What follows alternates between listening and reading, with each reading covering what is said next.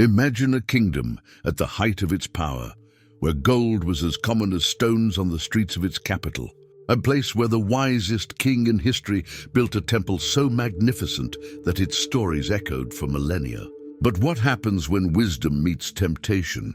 When absolute power corrupts absolutely? The first book of Kings takes us into an epic drama of biblical proportions, where mighty kings rise and fall, prophets challenge monarchs, and the fate of a nation hangs by a thread. From the palace intrigues of Jerusalem to the dramatic confrontations on Mount Carmel, this is a story of choices that altered the course of history. Prepare for a journey through gilded palaces and scorching deserts, where we will witness how Israel's greatest kingdom was divided, how wisdom turned into madness, and how God used unlikely people to change the destiny of entire nations. Our story begins in the final moments of one of Israel's greatest kings, David, the shepherd boy who became king, the warrior who defeated Goliath, the composer of the Psalms, was now reaching the end of his earthly journey. As the first chapter of 1 Kings verses 1 to 4 tells us, David was so old and frail that even when covered with blankets, he could not keep warm. The situation was so dire that his servants came up with an idea: to find a young virgin to serve the king, lie beside him, and keep him warm. After a search throughout Israel, they found Abishag, a young Shunammite of extraordinary beauty, who was brought to the king to care for him and serve him. The biblical text makes a point of stating that, although she cared for the king, David did not have relations with her, a detail that would later become significant in the narrative. This moment of fragility in the great King David shows us how even the most powerful are vulnerable to time. The man who once danced with all his might before the Ark of the Covenant, as recorded in 2 Samuel 6, could now barely keep warm. The warrior who had conquered Jerusalem and expanded Israel's borders was now confined to his chambers, dependent on constant care. Meanwhile, as we read in 1 Kings chapter 1 verses 5 to 10, a power struggle was beginning to unfold behind the palace walls. Adonijah, David's fourth son, born to Haggith in Hebron, saw his father's frailty as an opportunity to seize the throne. The text provides crucial details about his character. He was very handsome, much like his late brother Absalom, and had grown up without ever being disciplined by his father, who had never asked him, "Why do you act this way?" This failure in Adonijah's upbringing reveals a pattern that had already caused problems in David's family before, particularly with his son Absalom. Adonijah was not originally first in line to the throne. Amnon, the eldest, had been killed by Absalom in revenge for Tamar's assault. Chileab, the second son, is not mentioned in the scriptures after his birth, suggesting he likely died young. Absalom, the third son, had died in his own rebellion against his father. Thus, Adonijah saw himself as the natural heir to the throne, even though he knew his father had promised the kingdom to Solomon, Bathsheba's son. To strengthen his position, Adonijah built a powerful base of support. As we see in 1 Kings chapter 1 verses 7 and 8, he gained the backing of two key figures in the kingdom. Joab, son of Zeruiah, the army commander who had faithfully served David for decades, and Abiathar, one of the chief priests who had been with David since his days fleeing from Saul. However, other important leaders did not support his cause. The priest Zadok, the prophet Nathan, Benaiah, one of David's elite warriors, and David's mighty men remained loyal to the king. With these alliances secured, Adonijah organized a grand feast near the stone of Zoheleth by En-Rogel. As recorded in 1 Kings chapter 1 verses 9 and 10, he sacrificed sheep, oxen, and fattened cattle, inviting all his brothers, the king's sons, and all the men of Judah who served the king. Notably, he did not invite three key individuals: his brother Solomon, the prophet Nathan, and David's mighty warriors. This deliberate exclusion made his intentions clear. This was not merely a banquet, but a political statement of his claim to the throne. But God had other plans. The prophet Nathan, the same man who had confronted David after his sin with Bathsheba and who had delivered God's promise of an eternal covenant with David's house, now took action once more. As we see in 1 Kings, chapter 1, verses 11 to 14, he urgently approached Bathsheba. Nathan revealed Adonijah's conspiracy and reminded Bathsheba of David's promise that her son Solomon would be the next king. The plan Nathan proposed demonstrated his political wisdom. Bathsheba was to go first before the king to remind him of his oath, and while she was still speaking, Nathan would enter to confirm her words. The execution of the plan was flawless.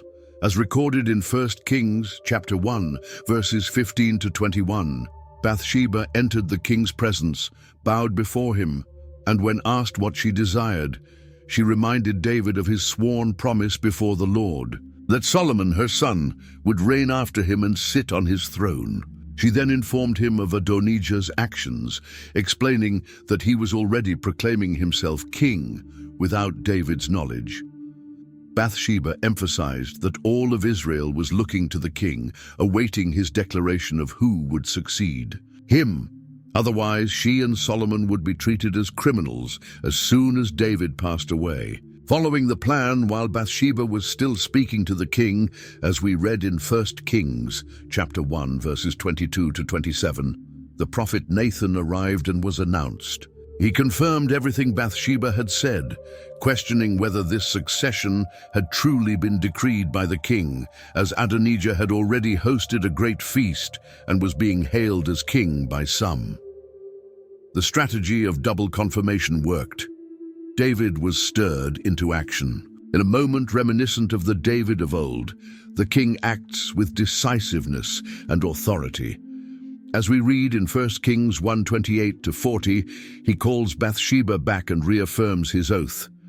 As surely as I swore by the Lord, the God of Israel, saying that your son Solomon shall reign after me and sit on my throne in my place, so I will do this very day. Then he summoned Zadok the priest, Nathan the prophet, and Benaiah son of Jehoiada, giving them specific instructions.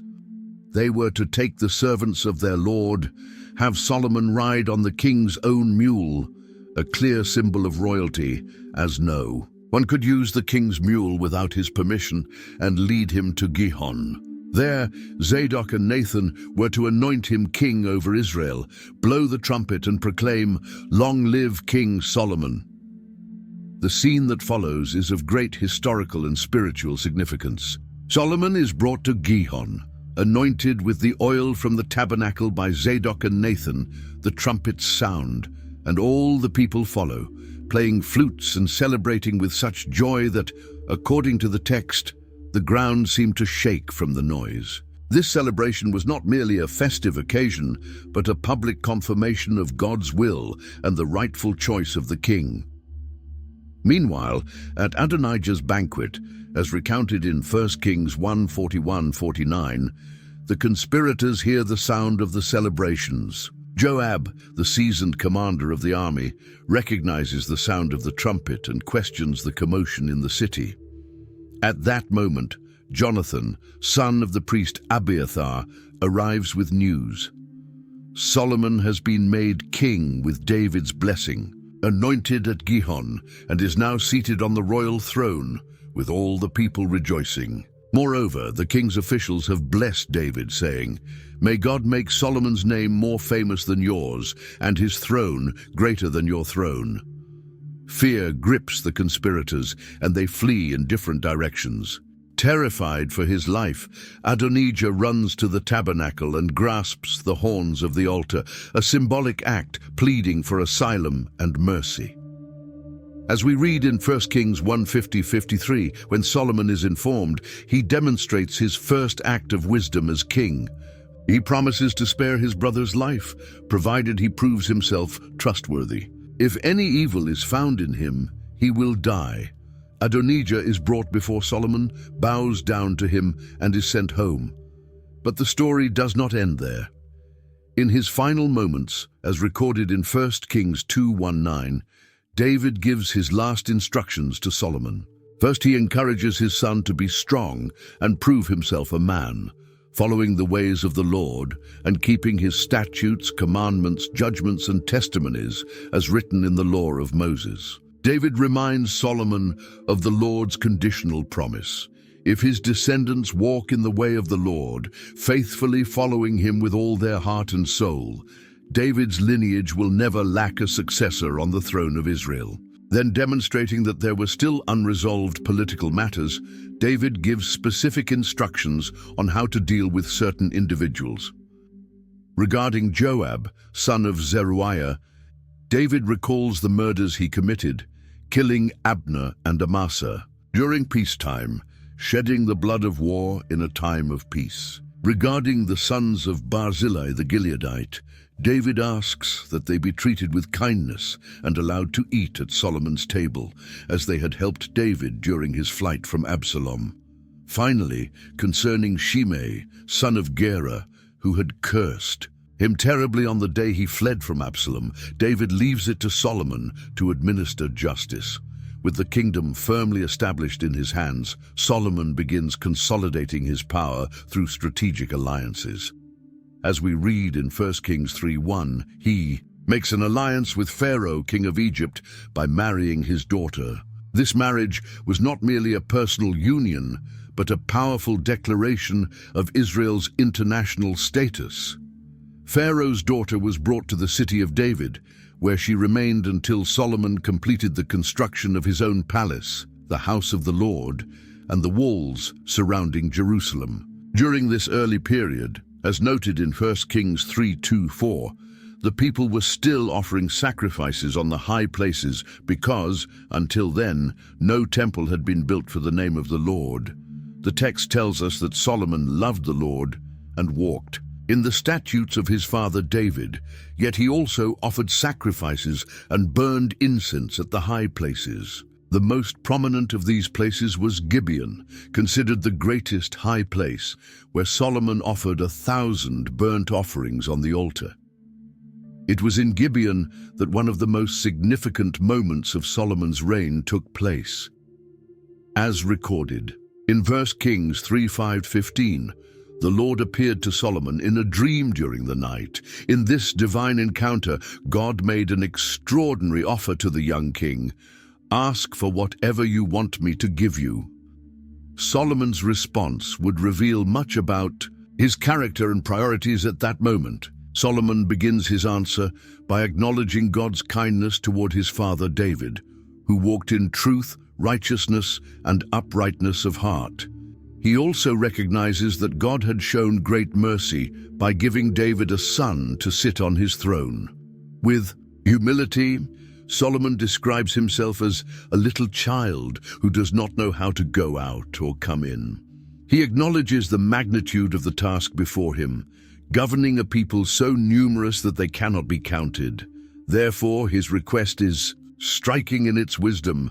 "So give your servant a discerning heart to govern your people and to distinguish between right and wrong."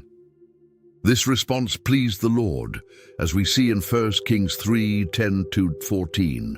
God commends Solomon for not asking for a long life, riches, or the death of his enemies, but rather for discernment in administering justice.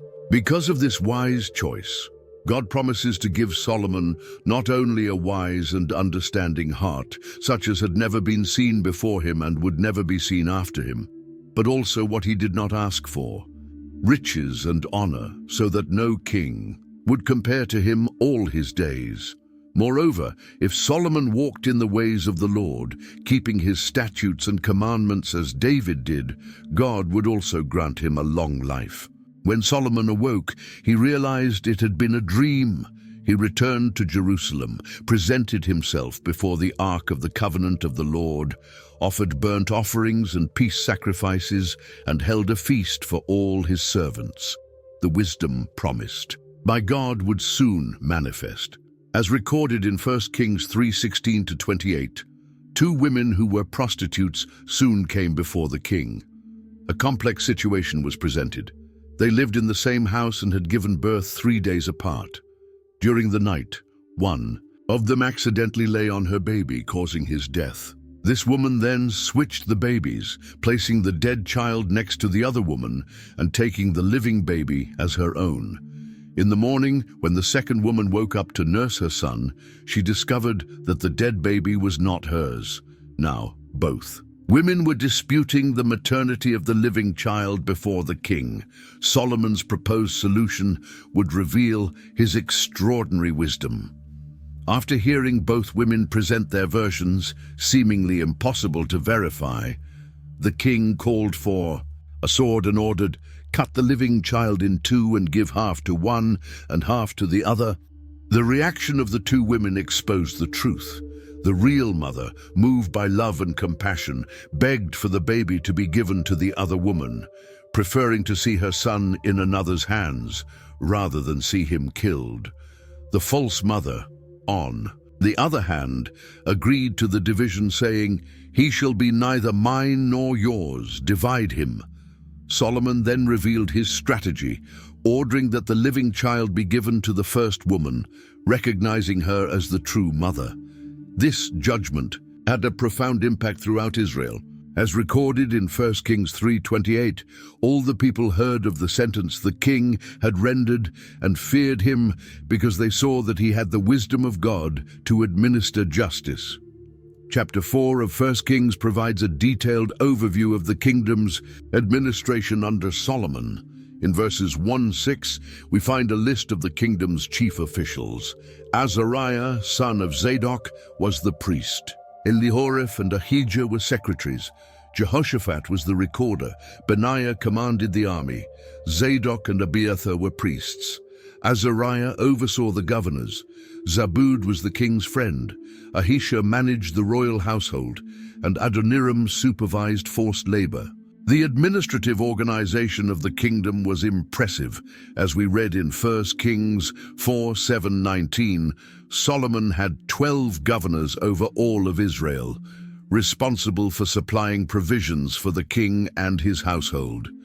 Each governor was required to provide provisions for 1 month of the year. This structure ensured a constant flow of resources to sustain the growing royal court. The extent and prosperity of Solomon's kingdom are described in 1 Kings 4:20-28. The text states that Judah and Israel were as numerous as the sand on the seashore, eating, drinking, and rejoicing. Solomon's dominion extended over all the kingdoms from the Euphrates River to the land of the Philistines and to the border of Egypt. These kingdoms brought tributes and served Solomon all the days of his life. The daily consumption at the palace was immense. 30 cors of fine flour, 60 cors of meal, 10 fattened oxen, 20 pasture-fed oxen, 100 sheep, as well as deer, gazelles, roebucks, and fattened fowl. For the horses and camels, 40,000 stalls for chariot. Horses and 12,000 horsemen were required. Solomon's wisdom, as promised by God, surpassed that of all others. In 1 Kings 4:29-34, we read that God gave Solomon wisdom, great understanding, and a breadth of knowledge as vast as the sand on the seashore. His wisdom exceeded that of all the people of the East and all the knowledge of Egypt. He was wiser than anyone, including Ethan the Ezrahite and Heman, Calcol, and Darda, the sons of Mahol. His fame spread throughout all the surrounding nations. The text tells us that Solomon spoke 3,000 proverbs, and his songs numbered 1,005. He discoursed on plants, from the cedar in Lebanon to the hyssop that grows out of walls, as well as on animals, birds, reptiles, and fish. People from all nations came to hear Solomon's wisdom, sent by all the kings of the earth who had heard of his knowledge. With his reputation established and his kingdom flourishing, Solomon was ready to embark on his greatest project, the construction of the Lord's temple. The time of worship in the high places was coming to an end, and a new era in Israel's history was about to begin. With his kingdom firmly established and prosperous, Solomon decided to undertake the grand task of building a house for the name of the Lord, fulfilling the desire that had been in his father David's heart. As recorded in 1 Kings 5:1-6, Solomon sent messengers to Hiram, king of Tyre, reminding him of his past friendship with David. He explained that David had been unable to build a house for the name of the Lord because of the wars that surrounded him, but now, with peace secured, the time had come. Solomon's request to Hiram was specific. He needed the famous cedars of Lebanon, as there was no one in Israel skilled in cutting timber like the Sidonians. In 1 Kings 5:7-12, we see that Hiram was very pleased to receive this message, blessing the Lord for giving David a wise son to rule such a great people. Hiram's response was favorable. He would supply both cedars and cypresses, transporting them in rafts by sea to the location Solomon designated. In exchange, Solomon would provide wheat and pure olive oil for Hiram's household. This commercial alliance and peace treaty between the two kings would be fundamental to the construction of the temple. The mobilization of workers for this grand project was remarkable. As recorded in 1 Kings 5:13-18, Solomon conscripted laborers from all over Israel, 30,000 men, working in monthly shifts of 10,000 in Lebanon. Additionally, 70,000 men transported loads, 80,000 cut stones in the mountains, and 3,300 supervisors directed the workforce. By the king's command, large, carefully chosen and hewn stones were cut to lay the foundation of the temple with precision-crafted masonry. The actual construction began, as stated in 1 Kings 6:1, in the 480th year after the Israelites had come out of Egypt, in the 4th year of Solomon's reign over Israel, in the month of Ziv, which is the 2nd month. The dimensions of the temple are detailed in 1 Kings 6:2-10, 60 cubits in length, 20 cubits in width, and 30 cubits in height. The portico in front of the temple was 20 cubits long and 10 cubits wide. The windows were broad on the inside and narrow on the outside. The structure of the temple was both complex and magnificent. Against the wall, there were surrounding levels with side chambers. The lowest level was 5 cubits wide, the middle level was 6 cubits wide, and the third level was 7 cubits wide. The stones used for construction were pre-cut at the quarry, so no hammer, axe, or any iron tool was heard during the building of the house, as mentioned in 1 Kings 6:7. The interior of the temple received special attention, as described in 1 Kings 6:14-22. All the inner walls were lined with cedar from the floor to the ceiling, and the floor was covered with cypress boards. The 20 cubits at the rear were partitioned off with cedar boards to form the most holy place. The entire interior was overlaid with pure gold, and a cedar altar was placed before the sanctuary, also overlaid with gold. In the most holy place, as stated in 1 Kings 6:23-28, 2 cherubim made of olive wood were placed, each 10 cubits high. The cherubim's wings stretched so that one wing of one cherub touched one wall, while the wing of the other cherub touched the opposite wall, and their other wings met in the middle of the house. The cherubim were also overlaid with gold. The walls of the temple were adorned with embossed decorations, cherubim, palm trees, and open flowers, all overlaid with gold, as described in 1 Kings 6:29-35. The doors were made of olive wood, with cherubim, palm trees, and open flowers carved into them, all covered with hammered gold. The inner courtyard was constructed with 3 rows of dressed stone and 1 row of cedar beams. The construction of the temple took 7 years, as recorded in 1 Kings 6:38. It was begun in the month of Ziv and completed in the month of Bul, the 8th month, in the 11th year of Solomon's reign. But Solomon did not only build the temple. As stated in 1 Kings 7:1-12, he also built his own palace, which took 13 years to complete. The royal palace included the house of the forest of Lebanon, measuring 100 cubits in length, 50 cubits in width, and 30 cubits in height, supported by 4 rows of cedar columns. There was also the Hall of Pillars, the Hall of the Throne where he judged, and a house for Pharaoh's daughter, whom Solomon had married. For the more specialized work, as recorded in 1 Kings 7:13-14, Solomon brought a man from Tyre named Hiram, different from the king of Tyre, the son of a widow from the tribe of Naphtali and a Tyrian father. This Hiram was filled with wisdom, understanding and knowledge to carry out all kinds of bronze work. Hiram's bronze work was extraordinary. In 1 Kings 7:15-47, detailed descriptions of his creations are found. 2 bronze columns, each 18 cubits high, named Jachin and Boaz, with ornamented capitals at the top. The molten sea, a large circular basin 10 cubits in diameter, supported by 12 bronze oxen. 10 movable bronze stands with wheels, each 4 cubits in length, width, and height, and 10 bronze basins, 1 on each stand. Additionally, he made shovels, basins, and all the necessary utensils for the service of the temple. The amount of bronze used was so vast that, as noted in 1 Kings 7:47, Solomon stopped weighing it because it was beyond measure. All these items were cast in the clay ground of the Jordan plain between Succoth and Zarethan.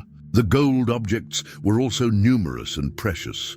As recorded in 1 Kings 7:48-50, Solomon made all the furnishings for the house of the Lord: the golden altar, the golden table for the showbread, the pure gold lampstands, 5 on the right and 5 on the left before the sanctuary, the flowers, lamps, and tongs of gold, the cups, wick trimmers, basins, ladles, and censers of pure gold.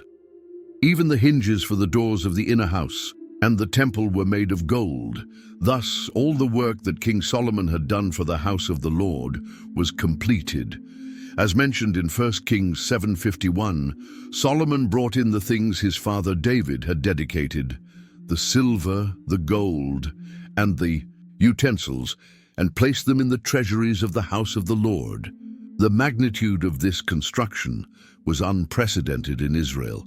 The temple was not merely a religious building, but a symbol of Solomon's power and glory, and most importantly, of God's presence among his people. Now, everything was ready for the most significant moment, the dedication of the temple and the transfer of the Ark of the Covenant to its new home. With the temple completed, it was time to move the Ark of the Covenant of the Lord to its new dwelling place. As stated in 1 Kings 8:1-2, Solomon summoned to Jerusalem all the elders of Israel, the heads of the tribes, and the leaders of the Israelite families. They gathered in the month of Ethanim, the 7th month during the festival, signifying the religious and national importance of this moment. The procession to transport the ark was majestic.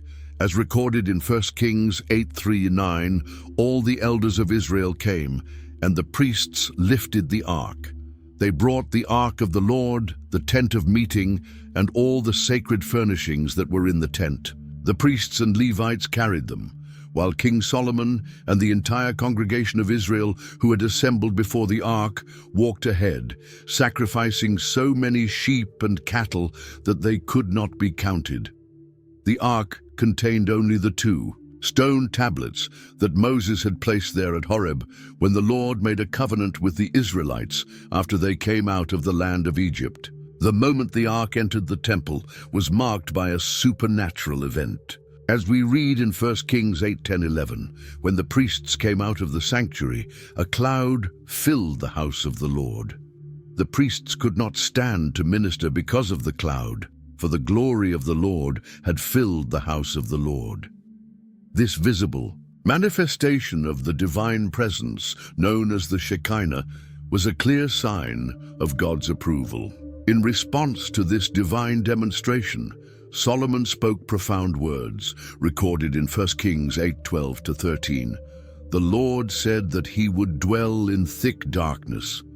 I have indeed built you a house to dwell in, a place for your eternal habitation." Then turning to the entire congregation of Israel, who were standing, Solomon began to offer one of the most significant prayers in the Old Testament. Solomon's prayer of dedication, found in 1 Kings 8:15-53, is one of the deepest and theologically richest texts in Scripture. He begins by blessing the Lord, the God of Israel, who had fulfilled with his own hands what he had promised to David, his father. Solomon acknowledges that although since the day he brought his people out of Egypt, God had not chosen any city to build a house for his name, he had chosen David to rule over his people. In his prayer, Solomon recognizes the greatness and transcendence of God. As seen in 1 Kings 8:27-30, he admits that even the heavens and the highest heavens cannot contain God, much less the house he had built. Nevertheless, he asks that the Lord's eyes be open day and night toward that house, the place of which he had said his name would be there. He pleads for God to hear the prayers offered in that place. The prayer then unfolds into 7 specific situations in which the people would seek God in the temple. In 1 Kings 8:31-32, he speaks of cases of oaths between individuals.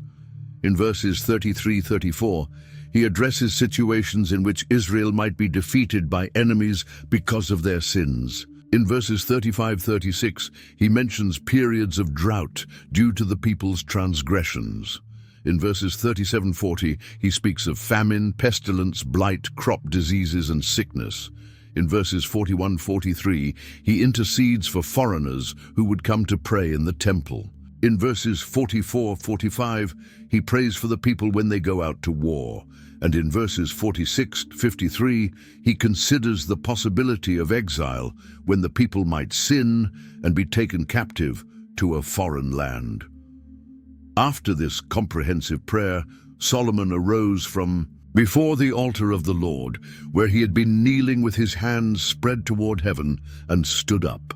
As recorded in 1 Kings 8:54-61, he blessed the entire congregation of Israel in a loud voice, asking that the Lord be with them as he had been with their ancestors, inclining the hearts of the people to walk in all his ways and keep his commandments, statutes, and judgments.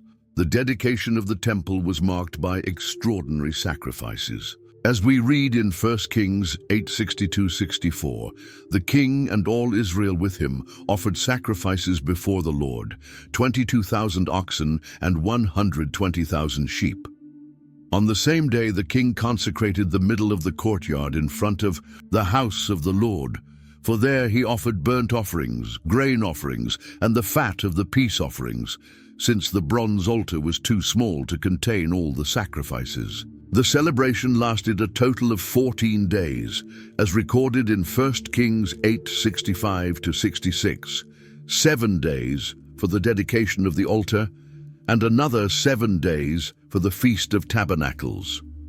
On the 8th day, Solomon dismissed the people, who blessed the king and went to their tents, joyful and glad of heart, for all the goodness that the Lord had shown to David, his servant, and to Israel, his people. After the dedication of the temple, the Lord appeared to Solomon for the second time, as he had appeared to him in Gibeon. In 1 Kings 9:3-9, God confirmed that he had heard Solomon's prayer and sanctified the house he had built. The Lord's eyes and heart would be there every day. However, this promise came with a serious warning. If Solomon or his descendants turned away from following God and served other gods, then Israel would be cut off from the land, the temple would be destroyed, and it would become an object of ridicule among the nations. The power and prosperity of Solomon's kingdom continued to grow. As we read in 1 Kings 9:10-14, at the end of 20 years, during which Solomon built the 2 houses, the house of the Lord and the king's house, Hiram, king of Tyre, having supplied Solomon with cedar, cypress, and gold, according to all his desire, received in exchange 20 cities in the land of Galilee.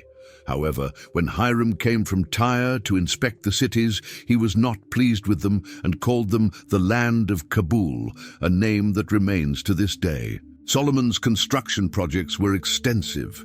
As recorded in 1 Kings 9:15-19, he built the Millo and the wall of Jerusalem, as well as Hazor, Megiddo, and Gaza.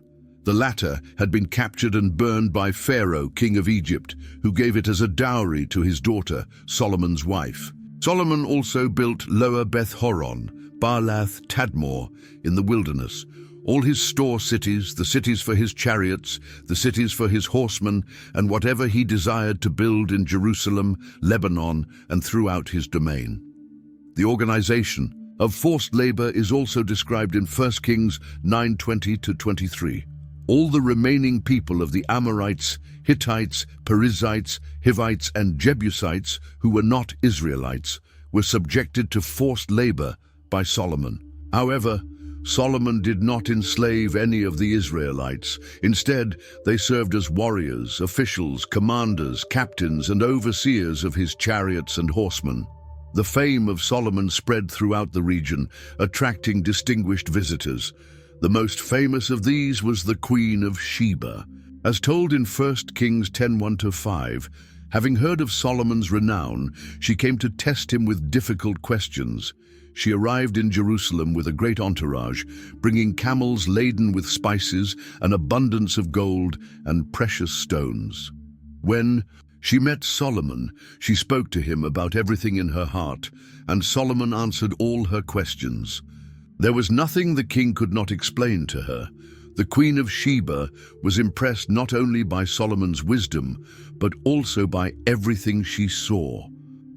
As recorded in 1 Kings 10:6-9, she declared that not even half of what she had heard did justice to the reality. Solomon's wisdom and prosperity far exceeded the report she had received. She considered Solomon's men and servants fortunate, as they stood continually in his presence and listened to his wisdom. She praised the Lord, the God of Israel, who had placed Solomon on the throne.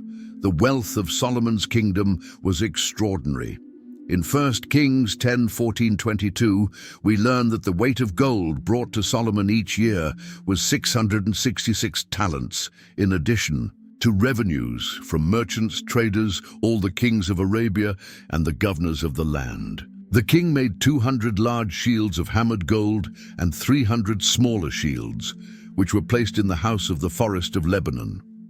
His throne was made of ivory and overlaid with pure gold, featuring 6 steps and 12 lions, one on each side of every step. All of the king's drinking vessels were made of gold, and every object in the house of the forest of Lebanon was pure gold. Silver was considered of no value in Solomon's time. The kingdom's commercial prosperity was also remarkable. As we read in 1 Kings 10:23-29, King Solomon surpassed all the kings of the earth in both wealth and wisdom. He had a fleet of Tarshish ships sailing the seas alongside Hiram's fleet, bringing gold, silver, ivory, apes, and peacocks every 3 years. His merchants imported horses from Egypt and various other regions. The whole world sought an audience with Solomon to hear the wisdom that God had placed in his heart. Each visitor brought gifts, silver and gold objects, garments, armor, spices, horses, and mules.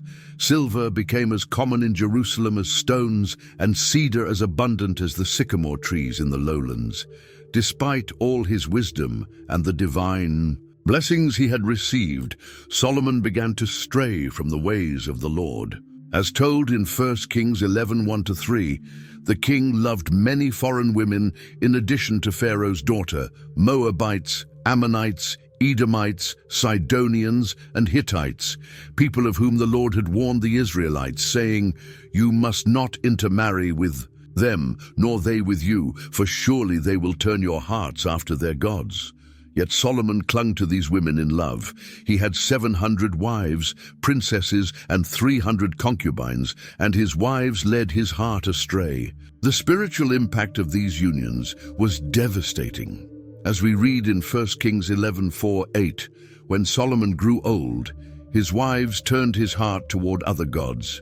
and his heart was no longer fully devoted to the Lord his God, as the heart of his father David had been. Solomon followed Ashtoreth, the goddess of the Sidonians, and Milcom, the abomination of the Ammonites. He did evil in the sight of the Lord and did not follow him fully, as David had done. He even built a high place for Chemosh, the abomination of the Moabites, on the hill east of Jerusalem, and for Moloch, the abomination of the Ammonites. He did the same for all his foreign wives, who burned incense and sacrificed to their gods. Divine judgment did not delay. In 1 Kings 11:9-13, we see that the Lord became angry with Solomon because his heart had turned away from the Lord, the God of Israel, who had appeared to him twice. Although God had explicitly commanded him not to follow other gods, Solomon did not keep what the Lord had commanded. Therefore the Lord said to Solomon, "Since this has been your attitude, and you have not kept my covenant and decrees, I will surely tear the kingdom away from you and give it to one of your subordinates. However, for the sake of your father, David, I will not do this during your lifetime. I will tear it out of the hand of your son, yet I will not tear the whole kingdom away. I will give one tribe to your son for the sake of my servant David and for the sake of Jerusalem, which I have chosen." Divine judgment began to manifest through the rise of adversaries. As recorded in 1 Kings 11:14-22, the Lord raised up an adversary against Solomon, Hadad the Edomite, from the royal line of Edom. During David's reign, when Joab went to bury the dead and struck down all the men in Edom, Hadad, then just a boy, fled to Egypt with some Edomite servants. Pharaoh not only welcomed him, but also provided him with a house, land, and provisions. Hadad gained so much favor that Pharaoh gave him in marriage the sister of his own wife, Queen Tahpenes. When Hadad heard in Egypt that David had rested with his ancestors and that Joab, the commander of the army, was dead, he requested permission from Pharaoh to return to his homeland, becoming an enemy of Israel. Another adversary was Rezin, son of Eliada, as told in 1 Kings 11:23-25. He had fled from his master Hadadezer, king of Zobah, and gathered men around him, becoming the leader of a band of rebels when David defeated them. He went to Damascus, where he reigned and remained a persistent enemy of Israel throughout Solomon's reign, just as Hadad did. He despised Israel and ruled over Aram. But the most significant adversary arose from within the kingdom itself. In 1 Kings 11:26-28, we are introduced to Jeroboam, son of Nebat, an Ephraimite from Zeredah and a servant of Solomon. His mother, Zeruiah, was a widow. He was a strong and capable man, and when Solomon saw how industrious he was, he appointed him over the entire labor force of the house of Joseph, that is, the tribes of Ephraim and Manasseh. The divine calling of Jeroboam is described in 1 Kings 11:29-39. At that time, when Jeroboam was leaving Jerusalem, the prophet Ahijah the Shilonite met him along the way. Ahijah was wearing a new cloak, and the two were alone in the field. The prophet took the new cloak he was wearing and tore it into 12 pieces. Then he said to Jeroboam, "Take 10 pieces for yourself, for this is what the Lord, the God of Israel, says, See, I am tearing the kingdom out of Solomon's hand and giving you 10 tribes. He will have 1 tribe for the sake of my servant David and for the sake of Jerusalem, the city I have chosen out of all the tribes of Israel." The prophet explained that this would happen because they had abandoned the Lord and worshipped Ashtoreth, the goddess of the Sidonians, Chemosh, the god of the Moabites, and Milcom, the god of the Ammonites. They had not walked in the ways of the Lord to do what was right in his eyes, as David had done. However, God would not take the entire kingdom from Solomon's hand, but would allow him to remain as prince all the days of his life for the sake of David.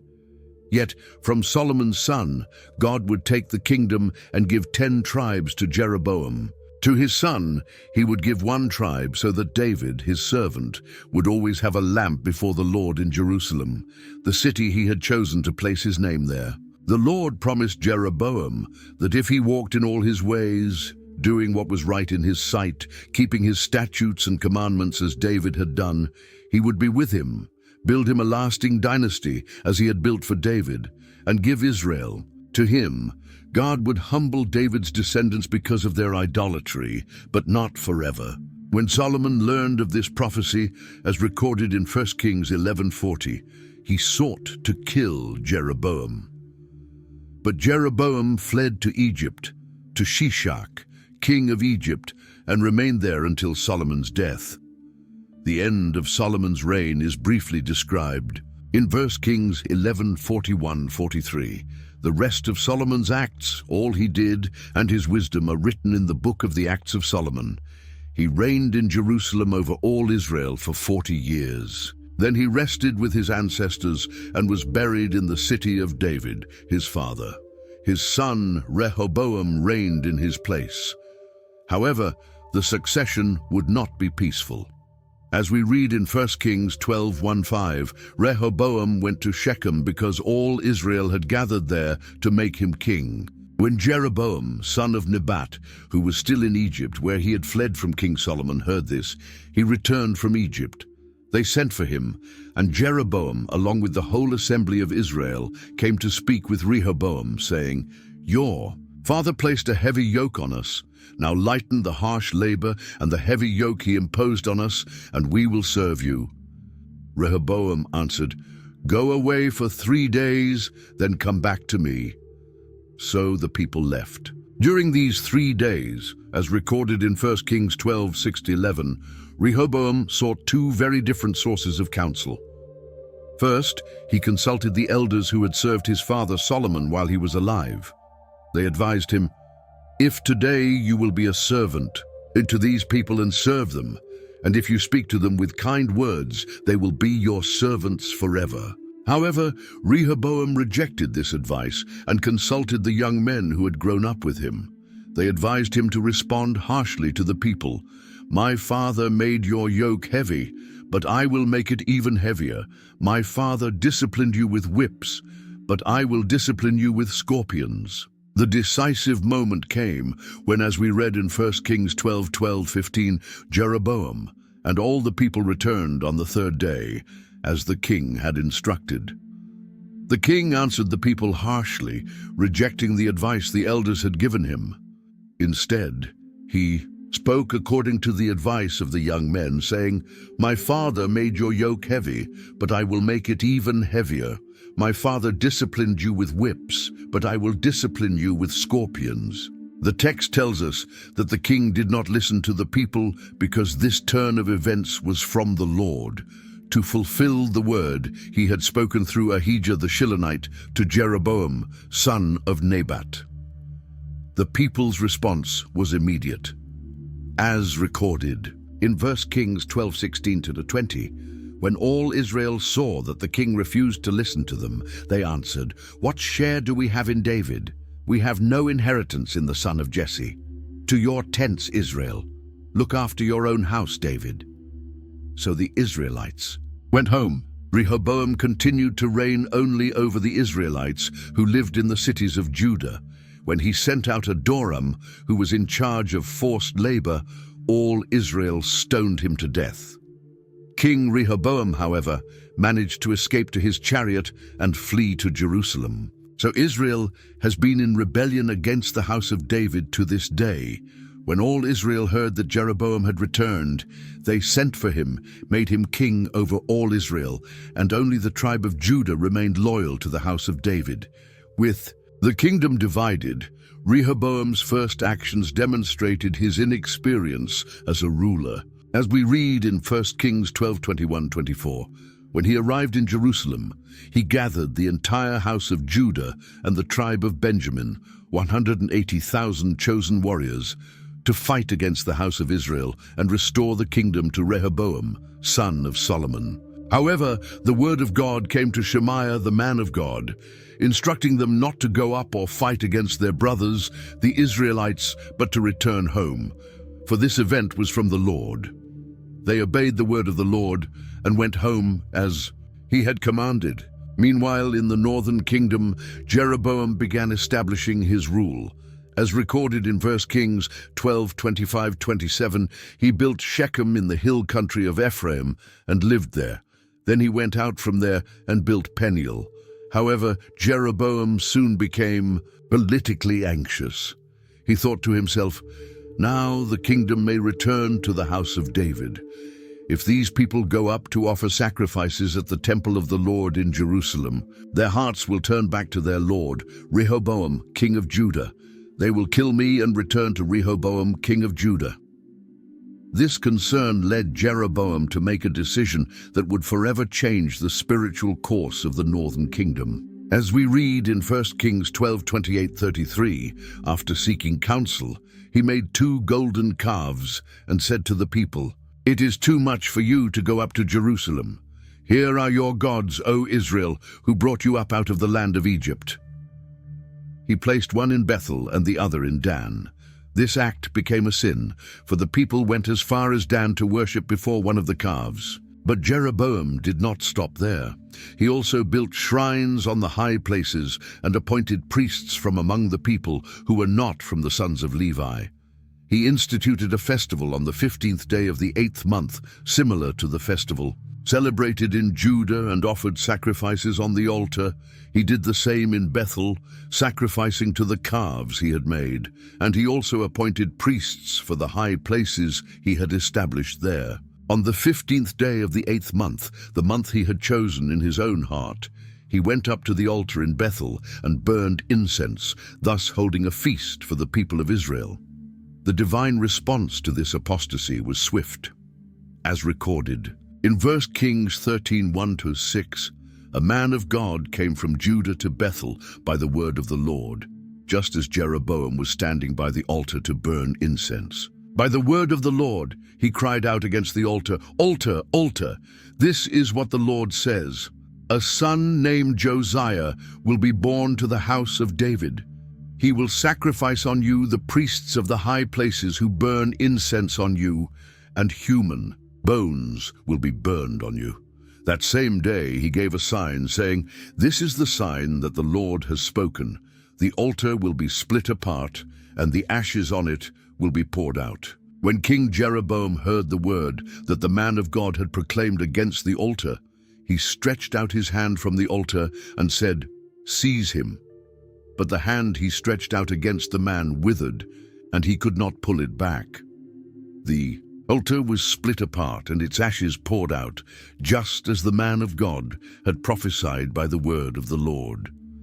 Then the king pleaded with the man of God to intercede with the Lord his God and pray for him, so that his hand might be restored. The man of God prayed to the Lord, and the king's hand was restored and became as it was before. The story of this man of God continues in 1 Kings 13:7-32 with a tragic ending. Though he initially refused the king's invitation to eat and drink, remaining faithful to God's command not to eat bread or drink water in that place, he was deceived by an old prophet from Bethel. This prophet lied, claiming that an angel had spoken to him by the word of the Lord, instructing him to bring the man of God back. Because he disobeyed the Lord's command, the man of God was killed by a lion on the way. Despite these signs, as 1 Kings 13:33 tells us, Jeroboam did not turn from his evil ways. Instead, he continued appointing priests for the high places from among the lowest of the people. Anyone who wanted to become a priest, he would consecrate. In 1 Kings 14:1-18, we see the consequences of this stubbornness when his son, Abijah, became ill.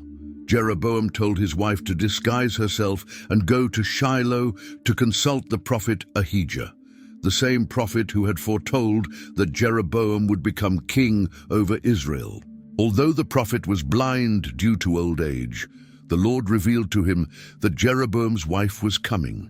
He delivered a severe message.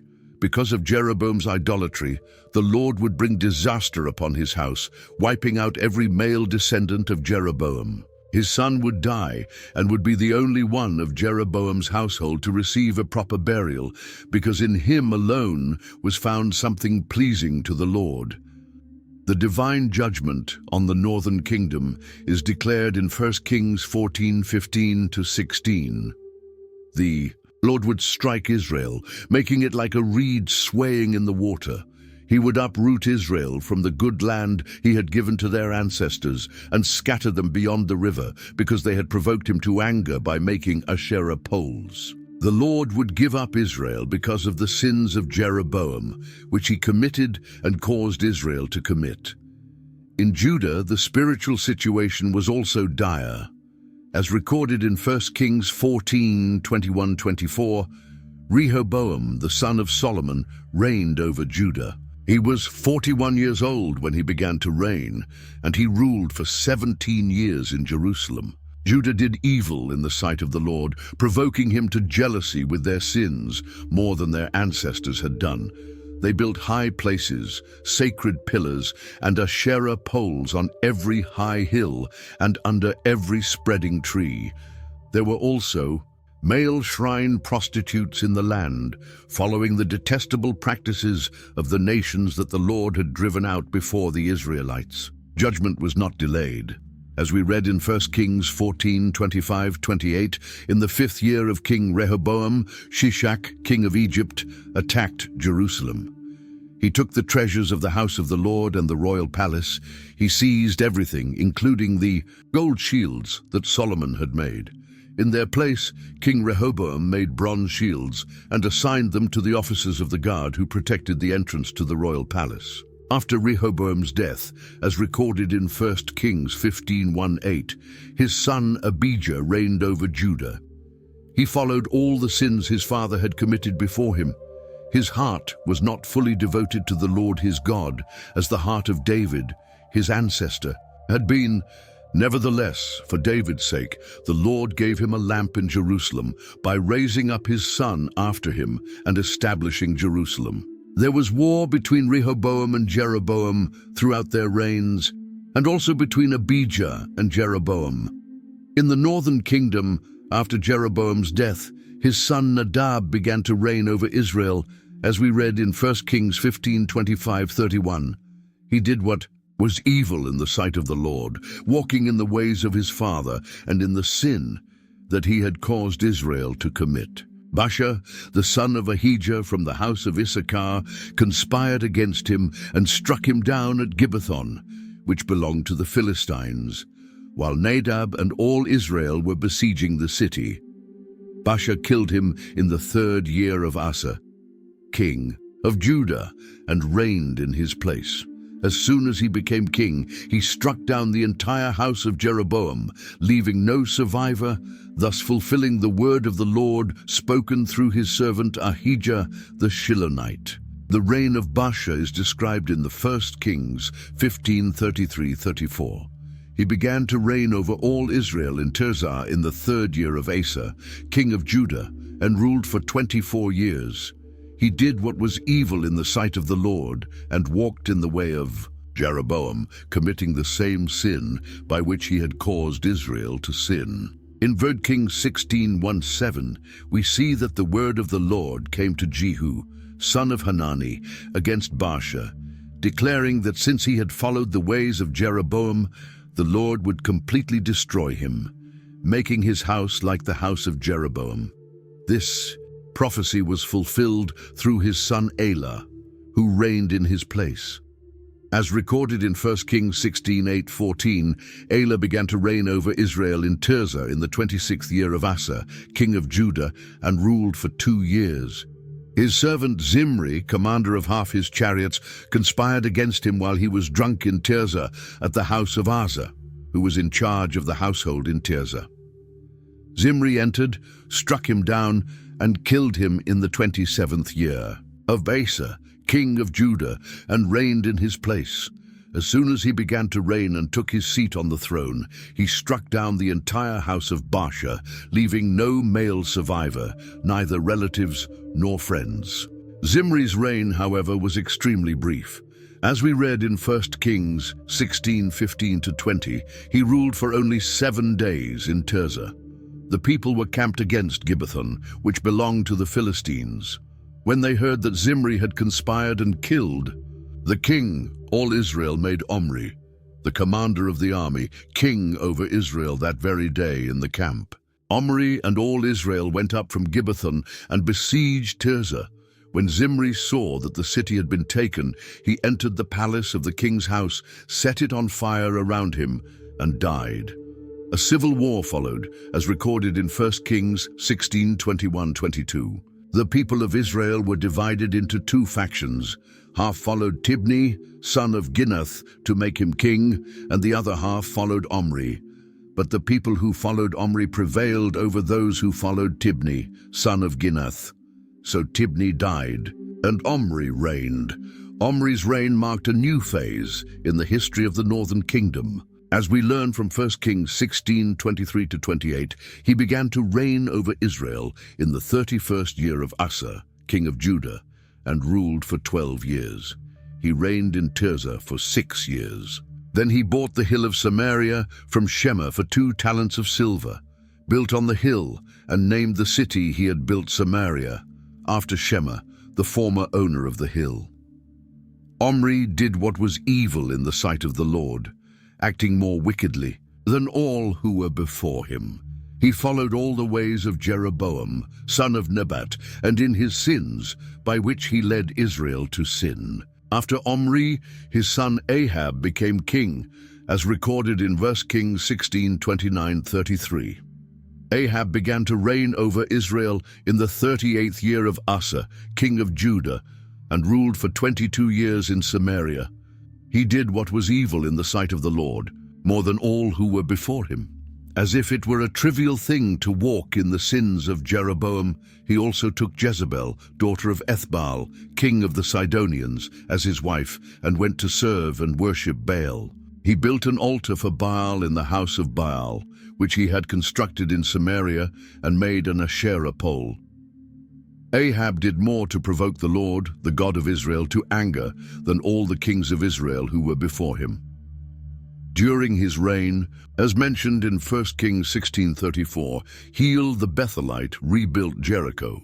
At the cost of his firstborn, Abiram, he laid its foundations, and at the cost of his youngest son, Segub, he set up its gates, in accordance with the word of the Lord, spoken through Joshua, son of Nun. The stage was set for the emergence of one of Israel's greatest prophets, Elijah the Tishbite.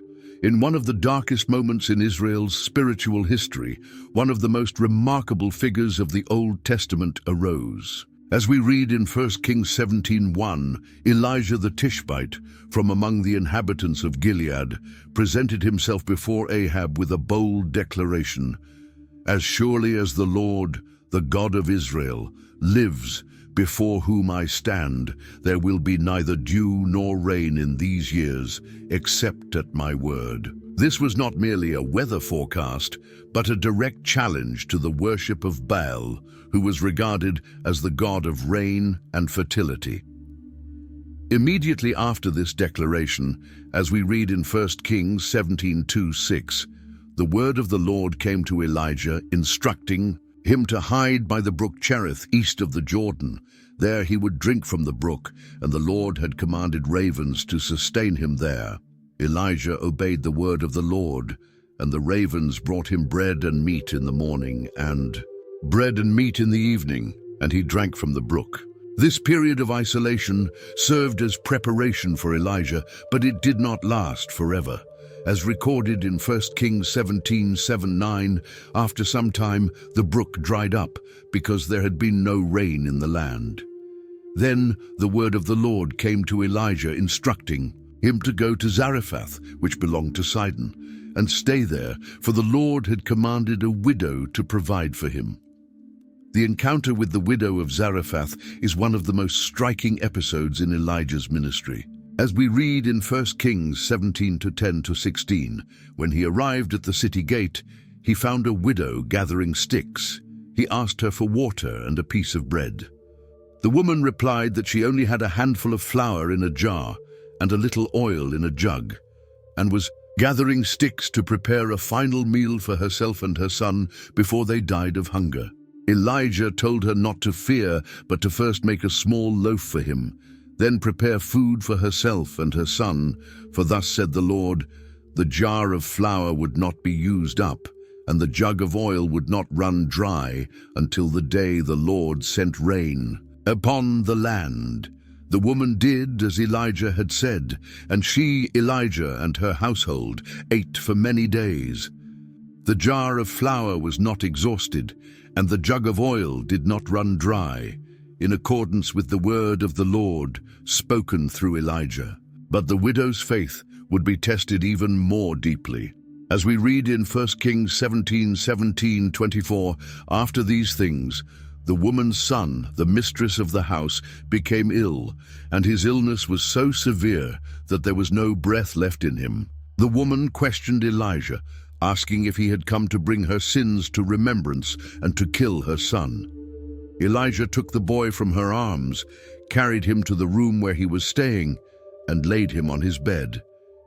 He cried out to the Lord 3 times, stretching himself over the boy, and the Lord heard Elijah's voice.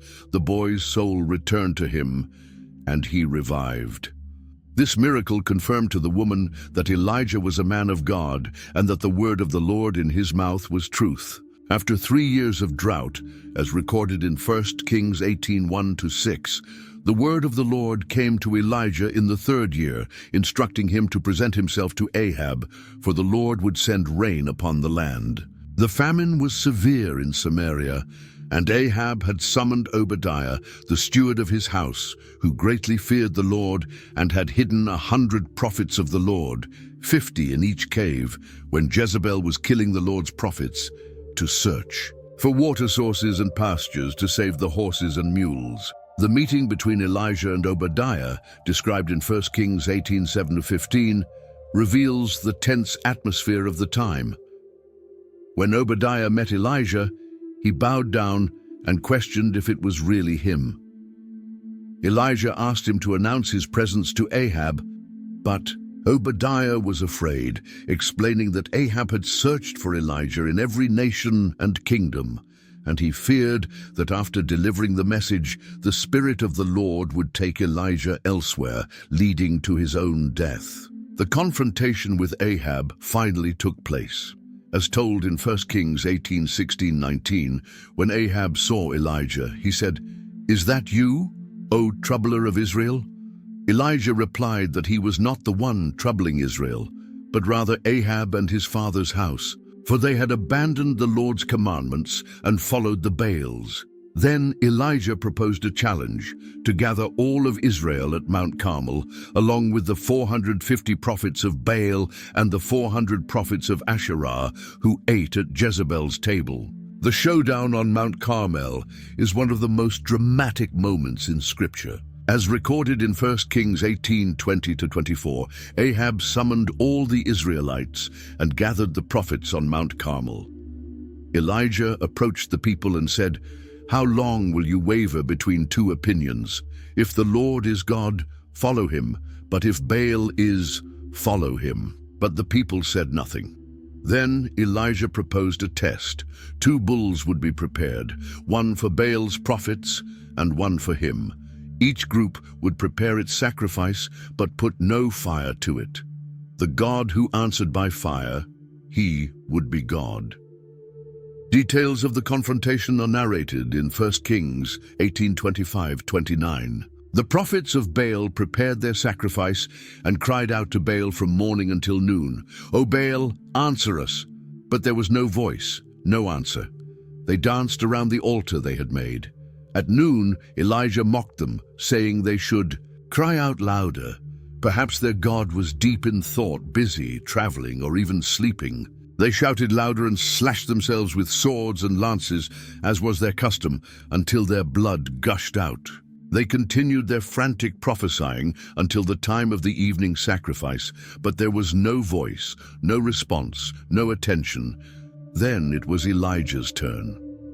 As we read in 1 Kings 18:30-35, he called all the people to come closer and repaired the altar of the Lord that had been broken down.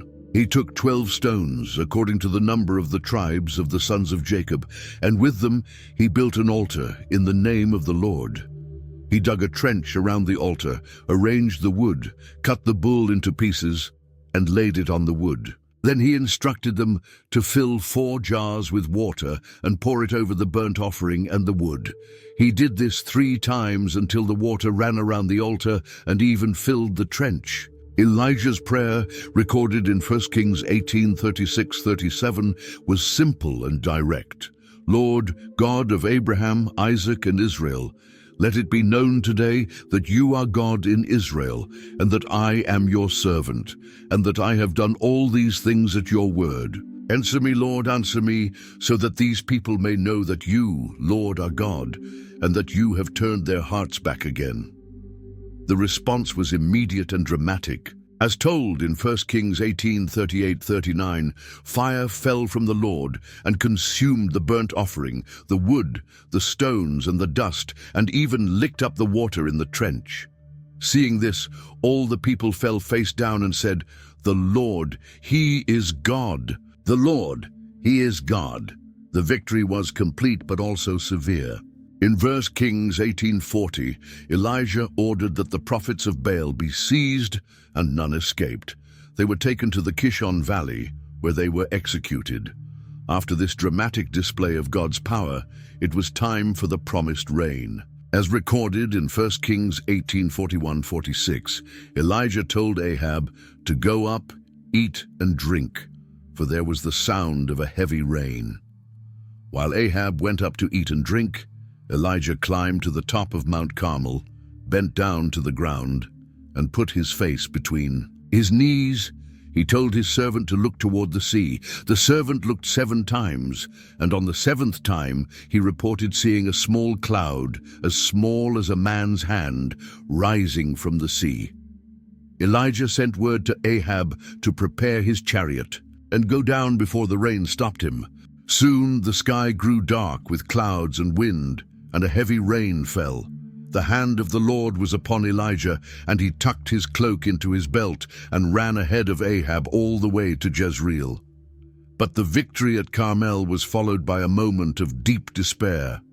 As we read in 1 Kings 19:1-4, when Ahab told Jezebel everything Elijah had done and how he had killed all the prophets with the sword, Jezebel sent a messenger to Elijah, vowing that by the next day he would be like one of those prophets. Elijah was afraid and fled to save his life. He went to Beersheba, which belongs to Judah, left his servant there, and traveled a day's journey into the wilderness. He sat under a broom tree and prayed that he might die, saying, "It is enough. Now, O Lord, take my life, for I am no better than my ancestors." The Lord's care for his discouraged servant is touching. As recorded in 1 Kings 19:5-8, Elijah lay down and slept under a broom tree, when suddenly an angel touched him and said, "Arise and eat." He looked, and there by his head was a cake baked on hot stones and a jar of water. He ate and drank, then lay down again. The angel of the Lord came a second time, touched him and said, "Arise and eat, because the journey will be too great for you." So he got up, ate and drank, and with the strength from that food, he traveled 40 days and 40 nights to Horeb, the mountain of God. At Horeb, as told in 1 Kings 19:9-14, Elijah entered a cave and spent the night there. Then the word of the Lord came to him, asking what he was doing there. He replied that he had been very zealous for the Lord, because the children of Israel had abandoned the Lord's covenant, torn down his altars, and killed his prophets with the sword. He alone was left, and now they sought to take his life. The Lord told him to go out and stand on the mountain before him. A great and mighty wind tore through the mountains and shattered the rocks, but the Lord was not in the wind. After the wind came an earthquake, but the Lord was not in the earthquake. After the earthquake came a fire, but the Lord was not in the fire. And after the fire, there was a still, small voice. When Elijah heard it, he covered his face with his cloak, went out, and stood at the entrance of the cave. In the cave on Mount Horeb, the Lord renewed Elijah's mission. As recorded in 1 Kings 19:15-18, God sent him back on his way to the wilderness of Damascus with 3 specific tasks: to anoint Hazael as king of Syria, Jehu son of Nimshi as king of Israel, and Elisha son of Shaphat as his prophetic successor. The Lord declared that whoever escaped the sword of Hazael, Jehu would kill, and whoever escaped the sword of Jehu, Elisha would kill. But God also revealed something comforting. He had preserved in Israel 7,000 people who had not bowed to Baal or kissed him. Elisha's calling is described in 1 Kings 19:19-21. Elijah found Elisha plowing with 12 pairs of oxen before him, and he was with the last pair. Elijah passed by him and threw his cloak over him, a symbolic gesture of transferring prophetic authority. Elisha left the oxen, ran after Elijah, and asked to bid farewell to his parents. Then he returned, took a pair of oxen, slaughtered them, and used the oxen's equipment to cook their meat, giving it to the people to eat. Then he arose, followed Elijah, and served him. Meanwhile, a new threat arose against Israel. As recorded in 1 Kings 21:6, Ben-Hadad, king of Syria, gathered his entire army, along with 32 kings, horses, and chariots, and went up, besieging Samaria and waging war against it. He sent messengers to Ahab, king of Israel, inside the city, demanding his silver, gold, wives, and most handsome children. Ahab initially agreed, but when Ben-Hadad also demanded the right to search the palace and the houses of his servants, taking whatever was valuable, Ahab refused after consulting with the elders. Ben-Hadad's response was menacing. As we read in 1 Kings 20:10-11, he swore that the dust of Samaria would not be enough to fill the hands of all his men. Ahab wisely replied, "Tell him, let not the one who puts on his armor boast like the one who takes it off." This answer enraged Ben-Hadad, who then ordered the attack on the city. At this critical moment, as recorded in 1 Kings 20:13-15, a prophet approached Ahab and said, "Thus says the Lord, do you see this great multitude? Behold, today I will deliver them into your hand, so that you may know that I am the Lord." When Ahab asked by whom the victory would come, the prophet answered that it would be by the young men of the provincial leaders. Ahab then gathered the young men of the provincial leaders, 232 in total, and after that, the rest of the army, 7,000 Israelites. The battle that followed was an overwhelming victory for Israel. As recorded in 1 Kings 20:16-21, they set out at noon, while Ben-Hadad was drinking and getting drunk in the tents, along with the 32 kings who supported him. The young men of the provincial leaders went out first. Ben-Hadad was informed that men had come out from Samaria, and he ordered them to be taken alive, whether they came in peace or for war. But the young men of the provincial leaders and the army that followed them struck down their opponents. The Syrians fled, and Israel pursued them. Ben-Hadad, king of Syria, escaped on horseback with some horsemen. The king of Israel attacked, struck down the horses and chariots, and inflicted a great defeat upon the Syrians. The prophet warned Ahab to strengthen himself, because the king of Syria would attack again the following year.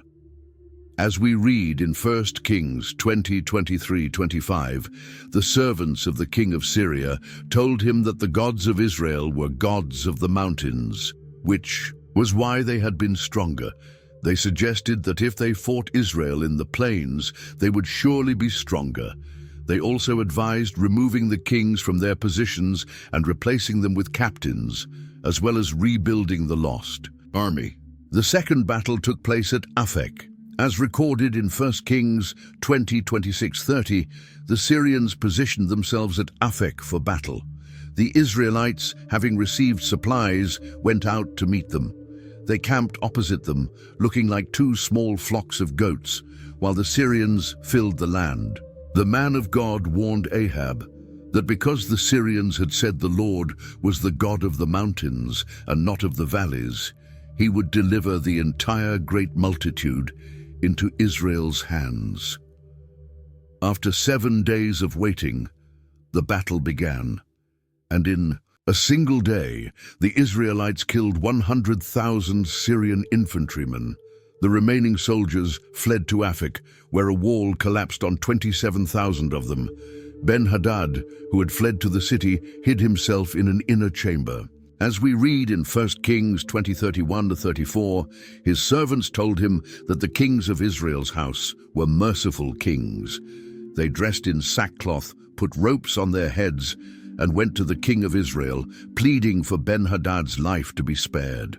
Ahab not only spared him, but also called him his brother and made a covenant with him, allowing him to establish bazaars in Damascus, just as his father had done in Samaria. This undue mercy toward a declared enemy of Israel would have consequences. As we read in 1 Kings 20:35-43, one of the sons of the prophets, by the word of the Lord, asked his companion to strike him, but the man refused. Because he disobeyed the Lord's command, a lion killed him. The prophet then asked another man to strike him, and this man struck and wounded him. The prophet disguised himself with a bandage over his eyes and waited for the king on the road. When Ahab passed by, the prophet told a parable about a prisoner who had escaped under his watch, and the king pronounced judgment. His life would be taken in place of the prisoner's. Then the prophet removed the bandage from his eyes, and Ahab recognized him as one of the prophets. The message was clear. Because he had let go of the man whom the Lord had devoted to destruction, his life would be taken for the life of that man, and his people for the people of that man. Following these events, an episode would further reveal the corrupt nature of Ahab and Jezebel. As recorded in 1 Kings 21:14, Naboth the Jezreelite had a vineyard in Jezreel next to Ahab's palace. The king proposed buying it or exchanging it for a better one, but Naboth refused, saying, "The Lord forbid that I should give you my ancestors' inheritance." Ahab returned home resentful and sullen, lay down on his bed, turned his face away and refused to eat. Seeing her husband in this state, as we read in 1 Kings 21:5-16, Jezebel asked him why he was so upset. When she learned the reason, she said, "Do you now govern the kingdom of Israel? Get up, eat, and cheer up. I will give you Naboth's vineyard." She wrote letters in Ahab's name, sealed them with his signet, and sent them to the elders and nobles of the city. In the letters, she ordered them to proclaim a fast, set Naboth before the people, and have 2 false witnesses accuse him of blaspheming against God and the king. This was done, and Naboth was stoned to death. When Jezebel heard that Naboth was dead, she told Ahab to take possession of the vineyard that Naboth had refused to sell. Divine judgment came through Elijah. As we read in 1 Kings 21:17-24, the Lord commanded the prophet to meet Ahab in Naboth's vineyard and declare, "Thus says the Lord, have you killed and also taken possession? In the place where the dogs licked up Naboth's blood, they shall lick up your own blood." Ahab said to Elijah, "Have you found me, my enemy?" And he replied, "I have found you because you have sold yourself to do what is evil in the sight of the Lord." The judgment would be severe. The Lord would bring disaster upon Ahab, cutting off all his male descendants, both free and slave. In Israel, his house would be like that of Jeroboam and Baasha because he had provoked the Lord and led Israel into sin. Concerning Jezebel, the Lord declared that dogs would devour her by the wall of Jezreel. Surprisingly, as recorded in 1 Kings 21:25-29, when Ahab heard these words, he tore his clothes, put on sackcloth, fasted, and walked humbly. Then the word of the Lord came to Elijah, saying that because Ahab had humbled himself, the disaster would not come in his days, but in the days of his son. Ahab's story was nearing its end. As we read in 1 Kings 22, 1-4, after 3 years without war between Syria and Israel, Jehoshaphat, king of Judah, went down to visit the king of Israel. Ahab proposed that they go together to recover Ramoth-Gilead from the king of Syria. Jehoshaphat agreed, saying, "I am as you are, my people as your people, my horses as your horses." However, Jehoshaphat asked that they first inquire of the Lord. As recorded in 1 Kings 22, 5-12, Ahab gathered about 400 prophets and asked whether he should go against Ramoth-Gilead. They answered affirmatively, but Jehoshaphat asked if there was still another prophet of the Lord to consult. Ahab admitted that there was one more, Micaiah, son of Imlah, but that he hated him because he never prophesied anything good about him, only evil. The confrontation between the false prophets and Micaiah is dramatic. As we read in 1 Kings 22, 13-28, when the messenger went to summon Micaiah, he urged him to agree with the other prophets and predict success. Micaiah replied, "As the Lord lives, I will say whatever the Lord tells me."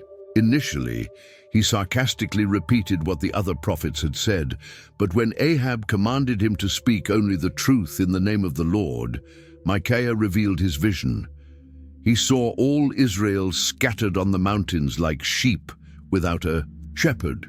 He explained that he had seen the Lord on his throne with the heavenly host around him, and a spirit had volunteered to be a lying spirit in the mouths of Ahab's prophets. Zedekiah, son of Chenaanah, struck Micaiah on the cheek and questioned when the Spirit of the Lord had left him to speak to Micaiah. Micaiah responded that he would know on the day he fled into an inner chamber to hide. Ahab ordered Micaiah to be thrown into prison and fed only bread and water of affliction until he returned safely. Micaiah replied, "If you return safely, then the Lord has not spoken through me." And he added, "Hear this, all you people." The battle at Ramoth-Gilead would be fatal for Ahab. As we read in 1 Kings 22, 29-40, he devised a plan to disguise himself for battle while Jehoshaphat wore his royal robes. The king of Syria had commanded the captains of his chariots to fight only against the king of Israel. When they saw Jehoshaphat, they thought he was the king of Israel, but when he cried out, they realized he was not Ahab. However, a man randomly shot an arrow, and it struck Ahab between the joints of his armor. The king was propped up in his chariot against the Syrians, and he died at sunset. The blood from his wound flowed to the bottom of the chariot. By evening, a proclamation went out through the army: "Every man to his city and every man to his own land." They washed the chariot at the pool of Samaria, where the prostitutes bathed, and dogs licked up his blood, according to the word of the Lord. Jehoshaphat was 35 years old when he began to reign, and he ruled for 25 years in Jerusalem. As recorded in 1 Kings 22, 41-50, he walked in all the ways of Asa, his father, not turning aside from them, doing what was right in the eyes of the Lord. However, the high places were not removed.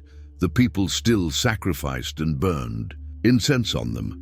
Jehoshaphat also made peace with the king of Israel. The rest of Jehoshaphat's deeds, the power he displayed, and how he waged war are written in the book of the Chronicles of the Kings of Judah. He also expelled from the land the remaining cultic sodomites who had persisted since the days of his father Asa. At that time, there was no king in Edom, only a governor. Jehoshaphat built ships of Tarshish to go to Ophir for gold, but they never set sail because the ships were wrecked at Ezion-Geber. Then Ahaziah, son of Ahab, said to Jehoshaphat, "Let my servants sail with your servants in the ships." But Jehoshaphat refused. In Israel, as recorded in 1 Kings 22, 51-53, Ahaziah, son of Ahab, began to reign over Israel in Samaria in the 17th year of Jehoshaphat, king of Judah, and he ruled over Israel for 2 years. He did evil in the eyes of the Lord, walking in the ways of his father, his mother, and Jeroboam, son of Nebat, who had caused Israel to sin. He served Baal, worshipped him, and provoked the Lord, the God of Israel, to anger, just as his father had done. Thus the first book of Kings ends, showing the contrast between the kings who followed the Lord and those who turned away from him. The story would continue in the second book of Kings, providing more examples of how the choices of leaders profoundly affected the fate of their nations, and how faithfulness or unfaithfulness to God brought direct consequences upon the people of Israel. And so we come to the end of this incredible journey through the first book of Kings, a narrative that shows us how wisdom can turn into folly, how power can corrupt even the wisest of men, and how God remains faithful even when his people stray. If you were moved by these stories of rise and fall, of courageous prophets and kings faced with difficult choices, share this video with someone who might also benefit from these valuable lessons.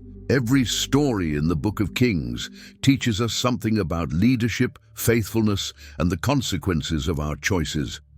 If you haven't subscribed to the channel yet, this is the perfect time to join our community. We have more fascinating biblical series planned, including the continuation of this story in the second book of Kings. Turn on notifications so you don't miss any episode. Let us know in the comments which part of this story impacted you the most. Was it Solomon's wisdom, Elijah's courage on Mount Carmel, or perhaps the consequences of Rehoboam's decisions? Your participation enriches our discussion and helps us create even better content. Thank you so much for following along. See you in the next video.